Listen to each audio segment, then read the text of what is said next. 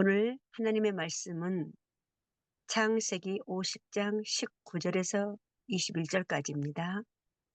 제가 봉독해 드리겠습니다. 요셉이 그들에게 이르되 두려워하지 마소서, 내가 하나님을 대신하리이까. 당신들은 나를 해하려 하였으나 하나님은 그것을 선으로 바꾸사 오늘과 같이 많은 백성의 생명을 구원하게 하시려 하셨나니 당신들은 두려워하지 마소서, 내가 당신들과 당신들의 자녀를 기르리이다 하고 그들을 간곡한 말로 위로하였더라. 아멘. 오늘 말씀의 제목은 위로자로 살아가기. 오늘 강일용 우리 목사님은 대북 NGO 글로벌 만나재단의 사무총장님이시고 새 동도교회 은퇴 목사님이십니다. 나오실 때 할렐루야. 할렐루야. 할렐루야. 네. 할렐루야. 오늘 6월 6일 현충일입니다. 나라를 위하여 민족을 위하여 목숨을 바치신 분들을 기억하며 생각하는 그런 날입니다. 우리도 믿음의 조상들을 생각하면서 그들의 발자취를 보면서 기록된 말씀을 통하여 하나님이 어떠하셨는가, 어떻게 하셨는가, 우리 하나님의 사람들은 어떻게 반응하였는가 하는 것을 성경을 통하여 보게 됩니다. 위로자로 살아간다는 것 쉬운 것 아닙니다. 피해 입은 사람이 가해자들을 향하여 위로해주는 모습을 오늘 본문을 통하여 봅니다.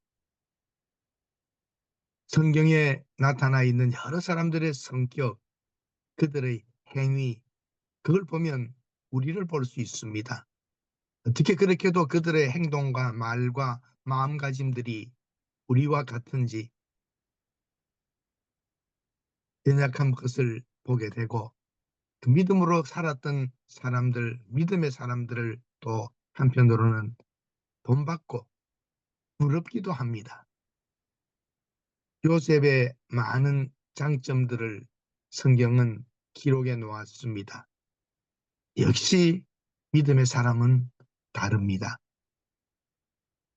인간관계가 나빠지면서 상처를 받고 미워하고 증오하고 보복하고 그러면서 살아가는 것이 대부분의 역사입니다. 전쟁이 그런 것입니다. 저는 목회하면서 이렇게 성도들을 볼 때에 믿음이 있다고 교회 일 열심히 하는 분들 보았습니다. 그런데 제가 부러워하는 사람들을 보면 그 형제들이 화목하게 지내고 형제들이 늘 자주 모이고 그렇게 하는 집안을 볼 때 저는 제일 부럽고 참 저게 믿음의 모습이다 생각하면서 살아갑니다. 지금도 제가 아는 한 가정은 장로님 가정이요 권사님의 가정인데 제가 3대를 알고 지냅니다. 그런데 1년에 한 번, 2년에 한 번 미국에서 한국에서 다 떨어져 있지만 그 형제들이 다 모이고 조금 힘든 형제 있으면 같이 도와주고 하는 걸 보면서 참 믿음의 가문은 저렇게 살아야 되는구나 라고 하는 생각을 하게 됩니다. 요셉은 자기를 종으로 팔아버린 형님들 그리고 누명을 씌워서 감옥에 보낸 보디발의 아내에게 보복하지 않았습니다. 용납했습니다. 오히려 말하기를 당신들 그렇게 나에게 했지만 하나님은 나를 그 일을 악한 일이었다지만 선으로 바꾸어서 좋은 길을 열어주셨고 내가 이런 애굽의 실권자가 되고 오늘 당신들을 도울 수 있는 것 다 하나님의 하신 일입니다 라고 해석합니다. 그는 손해준 사람, 괴롭힌 사람을 똑같이 대하지 않았습니다. 요셉은 피해를 입은 사람이고 형들은 가해자요 고통을 준 사람입니다. 그는 과거사를 따지지 않았습니다. 오히려 잘 돌보았습니다. 그러나 형들은 아버지 야곱이 죽자마자 요셉이 보복할까 생각하여 이런 거짓말을 하는 거죠. 아버지 죽기 전에 형들이 잘못했을지라도 봐줘라, 용서해라 이렇게 말했다고 유언까지 거짓말로 하는 형제들입니다. 하나님의 은혜로 사는 사람, 하나님의 능력을 믿는 사람, 하나님의 섭리를 아는 사람은 벌써 자기 마음이 치유가 되는 겁니다. 이미 치유가 된 마음을 갖고 있기 때문에 보복하지 않고 오히려 그들을 위로하는 것입니다. 세상 살아가는 동안 주위 사람들로부터 받은 상처, 배신, 손해 많지요. 아는 사이라고 형제라고 관계가 있어서 보증 섰다가 당하는 것. 참 재산만 손해보는 게 아니라 나중에는 욕까지 합니다. 저도 그런 경험이 있습니다. 잘 되게 해주려고 했는데 내가 보증선거나 다름이 없죠. 근데 나중에는 야, 이거 좀 도와달라. 내가 너무 어렵다. 그 너 때문에 손해본 거 좀 갚아달라니까. 목사가 돼서 왜 이렇게 날 귀찮게 하느냐 그래요. 이야, 이게 참 세상은 그렇구나. 그랬습니다. 우리는 한이 많습니다. 우리 부모님 때는 한에 맺혀 살았습니다. 그래서 이 한을 가진 사람들은 치유가 잘 안 됩니다. 우리 한국인들이 탁월하고 뛰어나고 다 좋지만 한의 민족이기 때문에 딱 가슴에 새겨버립니다. 그걸 풀어버리지 못하죠. 심리학에서 카운셀링에서 미국에서 공부하신 분들은 알 겁니다. 한, 가슴에 새겨진 미움과 이런 것을 섭섭함을 가슴에 기록한 것을 영어로 한이라고 합니다. 한, HAN. 한, 그 단어가 있습니다. 터미널로지, 그 용어가 있습니다. 한국인들의 가슴 속에 새겨진 것을 한이라고 표현합니다. 용어가 한입니다. 참 한민족이기 때문에 한이 있는 건가요? 먹지 못한 것도 한이 되고 공부하지 못한 것도 한이 되고 가져보지 못한 것도 한이 되고 여행하지 못한 것도 한이 되고 시부모님께 당한 것도 한이 되고 남편에게 대우 못 받지 못한 것도 한이 되고 전부 한으로 새겨져 버렸습니다. 예수 5년, 10년, 일생을 믿어도 이 한 문제가 해결되지 않는다면 복음의 능력이 무엇입니까? 지금 여러분들 가진 마음의 섭섭함들, 그 쓴뿌리들 다 밑에 한입니다. 한. 목사가 돼도 장로가 돼도 이 문제가 해결이 안 됩니다. 하나님께서는 그 속사람이 회복되고 우리 안의 것이 정말 성화되고 그리스도와 같이 닮아가기를 원하는데 이 남아있는 시간, 예수 믿고 지나온 시간들이 한의 문제, 섭섭함의 문제, 오해의 문제, 손해의 문제 이걸 가슴 안에서 영적으로 해결하지 못하고 있는 것이지요. 우리 그리스도인들은 이러한 것을 믿음으로 극복하고 믿음으로 이겨내고 살아야 합니다. 어떤 건 지나쳐 버려야 합니다. 더 이상 나 미워하지 않겠다. 보복하지 않겠다. 하나님이 처리하실 것이다. 나는 이거 이제 마음에서 지우겠다. 이거 못합니까? 힘듭니다. 저도. 그러나 잊어지더군요. 그래서 살 수 있는 것 아닙니까? 요셉의 형들과 같은 수준으로 살면 되겠습니까? 하나님께 받은 은혜 생각하면 얼마나 큰 걸 받았습니까? 얼마나 큰 걸 우리가 용서받았습니까? 매일 목사로서 설교하면서도 나한테 있는 이 한과 섭섭함은 해결이 안 된다는 거죠. 잘. 설교는 그렇게 해요. 저도요. 물질 손해, 불이익 당한 거, 배신 당한 거, 상처 이런 것들 목회자들도 교인에게 받은 상처 일생을 풀지 못하고 갑니다. 내 양들이 잘못한 건데 목자가 정리하고 가야지요. 보통 사람들이 사는 모습이고 우리 모습입니다. 형들의 처세를 보는 것 누구 보는 겁니까? 우리 보는 겁니다. 우리가 그렇습니다. 하나님 없이 살면 믿음 없이 살면 그렇게 사는 거죠. 그런데 믿음 있는 우리도 그렇게 산다는 겁니다. 요셉도 어릴 적에 형들을 이해하지 못했을 겁니다. 그러나 큰 연단을 받아가면서 이제 그 형들을 품는 사람이 됩니다. 아버지 야곱에게 고자질했던 것도 미움을 산 것이겠죠.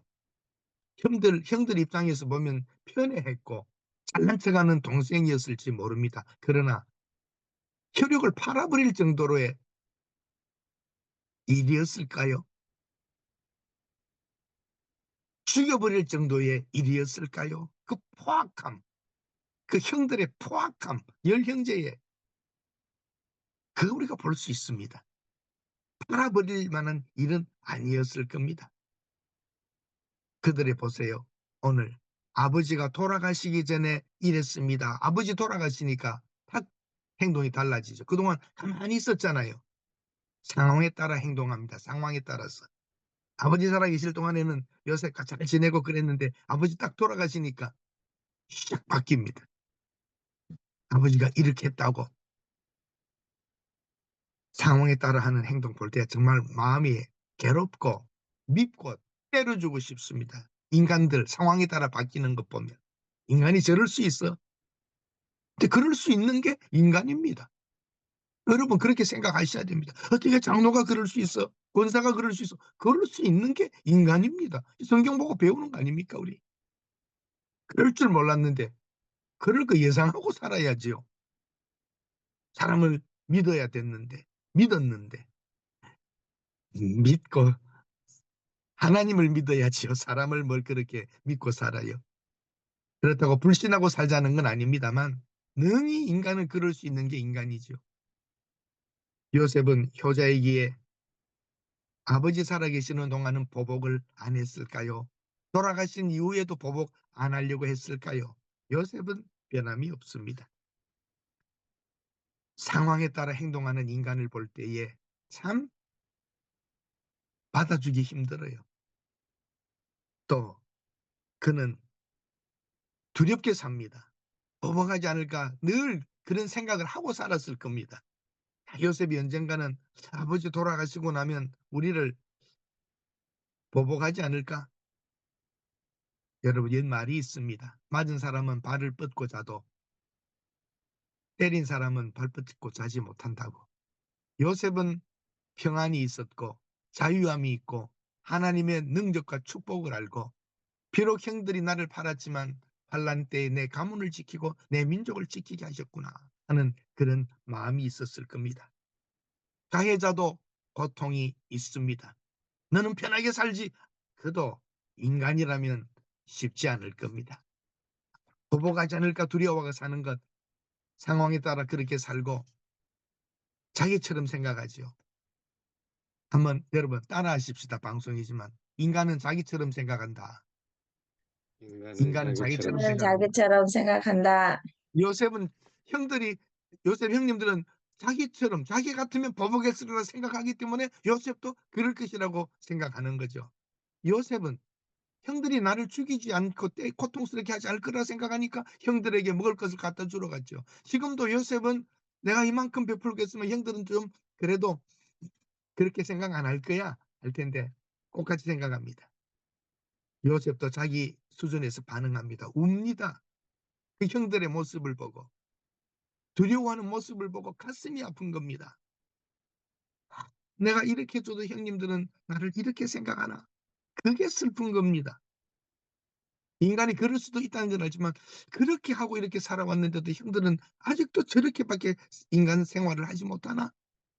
그게 슬픈 겁니다. 자기에게 대한 것도 슬프지만 인간이 어떻게 저렇게 살까? 그게 괴로운 겁니다. 성숙한 사람에게 있어서는. 요셉은 웁니다. 목을 놓아. 그 형들에게 이렇게 해줬건만 나에게 이렇게 해. 괴로워서 오는 게 아니라 어떻게 형님들은 아직도 저렇게 살까? 성숙한 사람의 고통입니다. 많은 사람은 보이는 대로 보지 않고 보고 싶은 대로 봅니다. 형들은 요셉을 있는 그대로 받아들이지 않고 자기처럼 보고 싶은 대로 보는 거죠. 사람은 들리는 대로 말을 듣지 않고 듣고 싶은 대로 듣습니다. 이게 문제입니다. 우리 인간들이. 객관성이 결여되고 선입관만 갖고 있는 것입니다. 이것이 인간 문제의 한계입니다. 거짓말합니다. 악을 행하였을지라도 형들의 허물과 죄를 용서해 주라고 아버지가 말했어. 요셉. 거짓말이지요. 이혼까지 거짓말합니다. 아버지 팔이합니다. 아버지를 팔아버립니다. 여러 말을 만들어냅니다. 상황에 따라 행동하고 두려움에 지배당하고 자기처럼 생각하고 거짓말합니다. 옛 성경, 지난번 성경은 너무나 재미납니다. 성경에 뭐 하라 하셨다 하라 하셨다 이런 말이 어디 있습니까? 하셨다 하라 하셨다. 아버지가 이렇게 말했다가 아니라 이렇게 하라고 말했다고 했다. 사람이 말 많이 하죠. 거짓말입니다. 세상 살아보니까요. 말 많이 하고 설명 많이 하고 변명 다 그 거짓말입니다. 진실은 간단합니다. 진실은 정확합니다. 왜 야곱이 요셉에게 이런 유언하지 않았을까요? 왜 형들 용서해줘라 왜 말 안 했을까요? 야곱은 요셉이 하지 않을 걸 알았기 때문입니다. 그리고 요셉에게 형들에게 보복하지 말라 약속하지 그랬으면 요셉을 무시하는 겁니다. 사랑하는 여러분, 만약에 그 말했더라면 요셉은 아버지 제가 그렇게 보입니까? 아버지는 저를 그렇게 보십니까? 이렇게 했을지도 모릅니다. 그러나 야곱은 그렇게 말하지 않았습니다. 여러분은 그러면 믿음의 사람이면 어떻게 살아야 하겠습니까? 요셉의 반응, 감정을 조절합니다. 형들의 거짓을 알기에 그냥 울어버립니다. 그 울음 속에, 눈물 속에 진실이 담겨 있습니다. 요셉은 이미 과거 사건에 대하여 마음이 정리되었습니다. 아마 저 같으면 화냈을 겁니다. 이 인간들아, 이렇게 해줘도 모르냐? 화냈을 겁니다. 그러나 요셉은 울어버립니다. 형들이 자기의 마음을 알아주지 못하는 것에 대하여 아팠고 나의 진심이 아직도 전달되지 못했나? 내가 아직도 형들에게 저렇게밖에 보이지 못하나? 내 행실에 모르네요. 죄책감 때문에 자유롭지 못한 형들을 보면서 참 저렇게 과거에 나를 팔아버린 것에 대한 두려움을 가지고 사는가? 오히려 형들이 팔았기 때문에 나는 그래도 하나님께서 은혜를 베풀어서 이런 자리에 올랐다. 형들로 인하여 내가 인생을 배우지 않았는가? 그리고 형들의 자녀들, 조카들까지도 나는 돌봐야 되겠다. 이런 마음 가지는 겁니다. 심판을 하나님께 맡깁니다. 하나님을 대신하리이까 성경에 보니까 형님들 내가 하나님을 대신하리이까 심판은 하나님이 하시는 거고 내 역할은 위로와 베푸는 거라는 걸 알았습니다. 그러나 우리는 대부분 신앙생활하면서 우리가 심판자가 됩니다. 정죄자가 됩니다. 우리가 판단해 버립니다. 하나님 아시면 됩니다. 하나님 아시죠? 입니다. 판단은 하나님이 하실 것이라는 걸 압니다. 나는 심판자가 되어서는 안 된다는 걸 압니다. 감정을 조절하고 이 어려웠던 날들을 하나님이 이끌어 오신 것을 압니다. 요셉은 아브라함의 자손들을 흉년으로부터 살리기 위하여 자기를 애굽으로 가는 것을 하나님이 보고 계셨다는 것이죠. 하나님이 하셨다는 것을 그는 인정하는 것입니다. 돌보는 것이 마땅히 해야 할 자기 몫이라는 걸 형제이기 때문에 돌보아야지 형제가 내게 잘못한 걸 보복의 기회로 삼아서는 안 되는 것이었습니다. 하나님의 절대 주권을 우리 많은 성도들은 목사들은 하나님의 절대 주권을 믿지 않습니까? 하나님께서 악도 선으로 바꾸사 이르게 하신다는 걸 우리는 믿어야 합니다. 아무리 지금 이 세상이 악하고 못되고 여러분이 싫어하는 사람이 지도자가 되고 교회의 세상의 실권자들이 된다 할지라도 하나님께서는 악을 선으로 바꾸어 주시는 것을 우리는 믿어야 합니다. 모든 것의 결정은 하나님이 하실 것이기 때문입니다. 하나님 알고 계십니다. 보고 계십니다. 하나님께서는 자기 사랑하는 이들을 끝까지 지키십니다. 또 하나님께서 우리로 하여금 시련을 받고 고통을 받도록 허락해 놓으셨으면 징계로 받아야 합니다. 우리가 똑바로 살지 못하고 흥청망청하며 물길주의에 빠져 살 때에 혹시 하나님께서 우리를 시련을 빠뜨린다면 고통받아야지요. 억울한 일을 당할 때 불평할 일이 있을 때에 원망하지 말고 애굽의 종으로 팔려가면 인생이 끝날 줄 알았지만 하나님이 좋은 자리 주셨잖아요. 감옥에 내려가면 죽을 줄 알았지만 하나님이 더 좋은 자리로 옮겨주셨잖아요. 여러분과 저는 이것을 믿어야 됩니다. 성경입니다. 위로자로 살아갔습니다. 형들과 형들의 자녀까지 돌보겠다고 오늘 본문에 말하고 있습니다. 당신들은 두려워하지 마소서, 내가 당신들과 당신들의 자녀를 기르리이다 하고 그들을 간곡한 말로 위로하였더라. 하나님이 반드시 당신들을 돌볼 것입니다. 그래서 이 세상에 떠나게 될 겁니다. 애굽에서 떠나갈 겁니다. 당신들은 여기서 내 해골을 메고 올라가겠다는 걸 약속하십시오. 요셉은 실권자로서 애굽의 피라미드과 같은 곳에 들어가기를 원치 않았습니다. 약속의 땅에 가기를 원했습니다. 사랑하는 여러분, 자기를 팔아먹은 것보다 더 마음을 아프게 하는 것이 오늘 형제들의 행동입니다. 사람은 변하지 않습니다. 변하지 않습니다, 여러분. 그런데 중요한 게 여기 하나 있습니다. 만약에 요셉이 보복하면 어떻게 될까요? 대대로 사촌 사이에, 형제 사이에 12지파는 미움 속에 들어갈 겁니다. 나쁜 일, 잘못된 일, 섭섭한 일은 내 당대에서 끝내야 됩니다. 요셉은 여기에서 정리하는 것입니다. 하나님께서는 아픔과 다듬어 가십니다. 우리가 한 사람을 싫어하고 미워하는 순간부터 우리는 한이 만들어지는 겁니다. 그 사람에게 묶여 사는 것입니다. 그 사람의 생각 때문에 지배당하기 때문입니다. 불공평한 시련과 아픔을 성숙의 도구로 우리는 사용합시다. 요셉은 애굽의 최고 권력자였지만 마지막 유언할 때에 나는 이 애굽 땅에 있지 않기를 원한다. 내 해골이라도 약속의 땅, 조상들이 하나님이 주신 그 땅에 나를 데려가 달라고, 육신을 데려가 달라고, 썩은 몸이라도 해골이라도 가져달라고 말했습니다. 요셉은 하나님의 언약을 믿는 사람이었습니다. 자, 여러분, 이제 우리는 위로자로 살아갑시다. 하나님께서 우리를 용납해 주신 것을, 이 모습 이대로 받아주신 것을 믿는다면 용납하고 살아야 합니다. 형제들이 하고 있는 실수, 남에게 주는 아픔, 우리도 다른 사람들에게 아픔을 줄 수 있다라고 인정해야 합니다. 그리고 여러분, 용납하지 않으면 우리가 괴롭습니다. 하나님께서는 자기 백성이 편하게 살기를 원하십니다. 그래서 용서하라고 우리에게 가르쳐 주셨습니다. 우리가 우리에게 죄 지은 자를 사하여 준 것 같이 소중한 기도입니다. 믿음의 사람은 바다와 같이 사는 겁니다. 넓게 삽니다. 바다는 모든 오물, 이 세상의 오물을 잡아 삼키고 속에서 분해시켜 버립니다. 그래도 바다는 썩지 않습니다. 우리 바다와 같은 마음을 가지고 사는 거죠. 하나님만 바라봅시다.